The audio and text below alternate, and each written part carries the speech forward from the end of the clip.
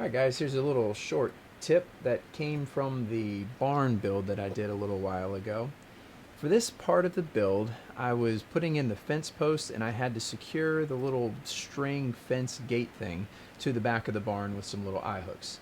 Now for all of the fence posts, the holes are evenly spaced. That was pretty easy to set up with a couple stop blocks and then using the drill press to drill the rest of those holes.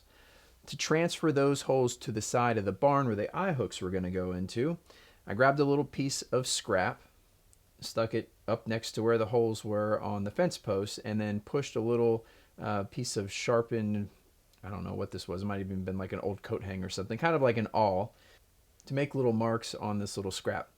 Then I drilled through those little holes to create bigger holes that I could then line up and transfer to the side of the barn, again where the eye hooks are going in. So here's your actual practical tip. These little eye hooks were so teeny, I couldn't grab them with my fingers to screw them in.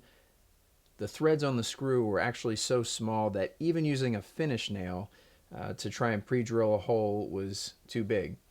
So I got the genius idea to take a little dowel, cut a little notch or a little slit in the top that was just wide enough to kind of snugly fit that eye hook into place, chuck that in the drill, and then use the drill to guide the little eye hook into place into the little marks that I had made on the side of the barn. I imagine you could use this tip to put in just about any size of hook or looped screw.